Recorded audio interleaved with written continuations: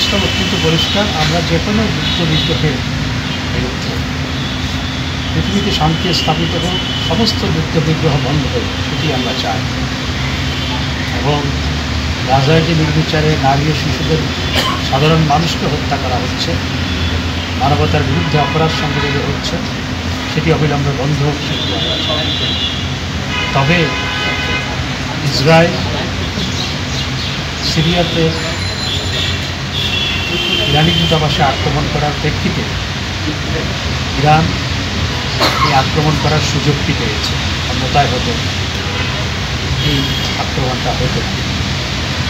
ইরানের বক্তব্য তাই, তারা ডিলেই করেছে। আমরা চাই সমস্ত যুদ্ধ বিগ্রহ পৃথিবীতে বন্ধ হোক এবং এই রাষ্ট্রগুলো ভূমিকা রাখতে পারে। আমরা আশা করব তারা যথাযথ ভূমিকা রাখবে। ইরান এবং ইসরায়েলের মধ্যে যে টেনশন তৈরি হয়েছে সেটিকে নিরসন করবে এবং একই সাথে গাজায় যে নির্বিচারে মানুষ হত্যা করা হচ্ছে সেটি অবিলম্বে বন্ধ করার জন্য ভূমিকা রাখবে বাংলাদেশ সমস্ত যুদ্ধ বিগ্রহ।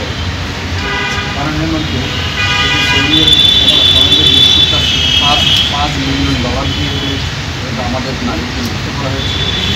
দেখুন, সোমালিয়ার জলদস্যুদের হাত থেকে আমাদের নাবিকদেরকে একেবারে আনহার্মড অবস্থায় মুক্ত করা হয়েছে। তারা জাহাজটি ছেড়ে ইতিমধ্যেই 100 নটিক্যাল মাইল চলে এসছে এবং জাহাজটিকে একটি ইউরোপিয়ান ইউনিয়নের জাহাজ সেটিকে গাইড করে নিয়ে আসছে। এটি অত্যন্ত স্বস্তির বিষয় এবং সরকার এই ক্ষেত্রে কাজ করেছে।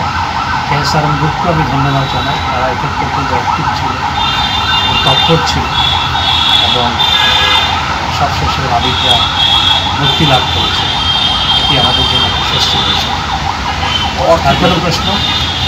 এই ঘটনা ঘটলো, এর আগেও KSRM-এর জাহাজ জিম্মি হয়েছিল নাবিকরা, এবারও হলো। তো বাংলাদেশি জাহাজ আসলে এই রুটটায় চলাচলের ক্ষেত্রে কতটা নিরাপদ, বা এক্ষেত্রে বাংলাদেশ সরকার কী ভাবছে ভবিষ্যৎ নিরাপত্তার ক্ষেত্রে? দেখুন, ওই রুটে যখন কোনো জাহাজ যায় তখন তারা আর্মড গার্ড ভাড়া করে নিয়ে যায়।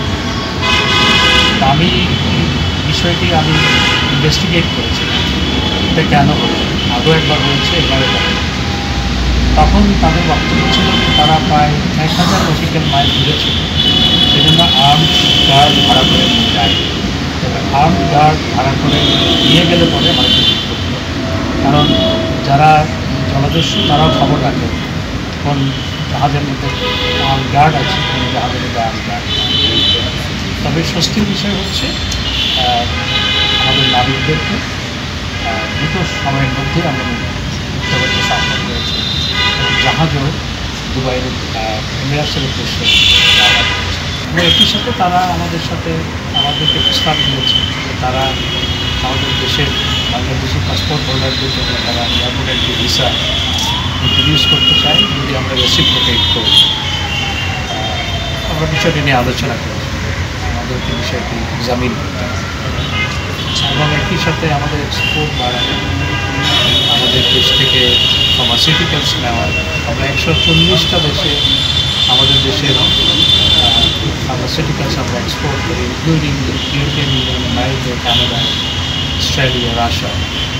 তো তাদের দেশেও যাতে আমাদের ফার্মাসিউটিক্যাল যায় সেই জন্য তাদের সাথে আলোচনা করেছি। কালকে তারা স্টক থেকে কারখানা পরিদর্শন করার তাদের পরিকল্পনা রয়েছে।